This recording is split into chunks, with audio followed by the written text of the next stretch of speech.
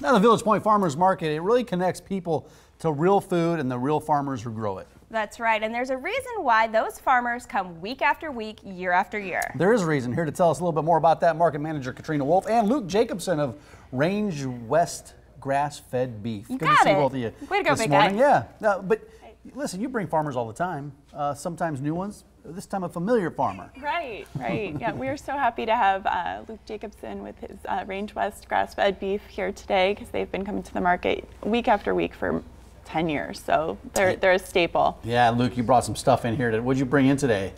Well, I brought some ground beef. I brought some ribeye steak. Example of some unique things. Some of our big sellers and some things that are a little bit unique.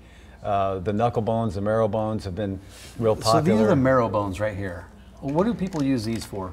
Most of the time they're including them in bone broths, or soup stock. Sometimes people use them for. What do you use it for? Well, our Mike? spaghetti sauce. We put them in our spaghetti sauce and cook it all day, let it simmer. Yes, so it's really adds a lot of flavor, but there's a lot of health benefits to bone broth. So we have a lot of bone brothers in Omaha. So we do, and then the knuckle bones work really well for those types of things too. Where is your farm at, and what do you specialize in? Our farm is at Marquette, Nebraska. It's in Hamilton County, north of Aurora. We're east of Grand Island, about 25 miles. So it's really a good agricultural area. There's your babies right there. Yeah, there we go. How many do you have out there? Well, I have about close to 200 head most of the time. Now we have about a 65 head cow herd, but we've got our cows and we've got our yearlings and our 2-year-olds, which is the ones that we harvest. 24 months of age is usually about where we like to harvest our cattle. So. I guess I shouldn't have called them babies. You don't grow that attached to them because they're not with you that long. You don't I guess. harvest babies. No, you don't harvest babies. We keep them around a little bit longer than most people. Yeah. I mean, the commodity cattle they're slaughtered anywhere from 14 to 16 months of age, and ours tend to be a little bit more mature than that, and we think that adds flavor to the beef. Well, the grass-fed component of that is critical. Explain the difference from that and something else like maybe grain-fed or whatever else farmers feed cows. I don't know what they feed them. Yeah, in most of Nebraska, it's about the corn, and we pack a lot of calories in, and so the animals get fat fast, and you have an animal that's really finished pretty young.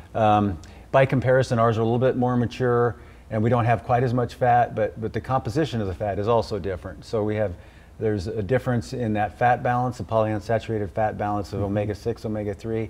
So personally, I feel like we don't have enough omega-3 in American diet, and that's this imbalance is one of the problems. So we're putting more omega-3s in it, a little bit less calories because there's a little bit less overall saturated fat. Yeah.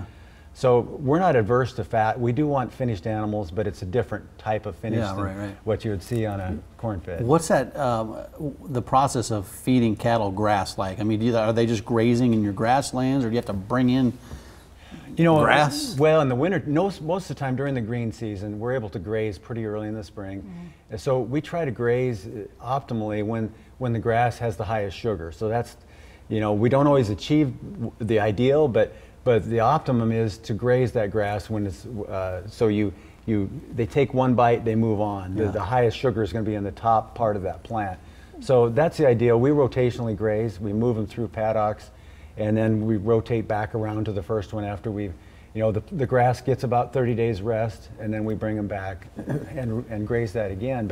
But that's to overcome this lack of calories. We're not feeding them as many calories as what the corn-fed guys have, but we do have high sugar in that grass, so that's how we do that. And what does it mean when it comes to taste for me? Can I taste the difference? Yes, and we think it has a little bit bolder, more beefy flavor.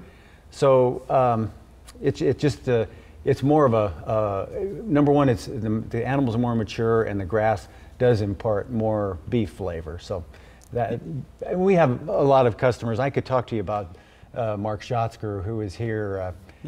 He wrote the book on steak. He traveled 4 continents. Literally, he wrote the book on steak. There's a book right here. Schatzker shows up on Dr. Oz show. He's pretty well known when he brings in these specialists about flavors. he talks a lot to Mark Schatzker, and we met him here in Omaha back in 2010, and he really likes our beef. So, Yeah. so we feel like that's good. What have events like the Village Pointe Farmers Market done for your industry in terms of grass-fed beef? Well, I think it's really gave us that opportunity to face-to-face contact with the customers, and you know, we don't bat 1,000 with the customer base, but we've gained a lot of entry into Omaha market, and Omaha is about steak. I mean, Omaha Amen. understands steak. You go in the South, and it's about barbecue because Sure. you can barbecue things a lot, add flavors, and Yeah. cook it a long time. But if you don't have a steak that's good in Omaha, you're not going to make it very It's far. the taste, you're right. So, Katrina, we got obsessed with steak, and we're totally running out of Yeah, time. it's a great Mike and I conversation. like to talk about meat.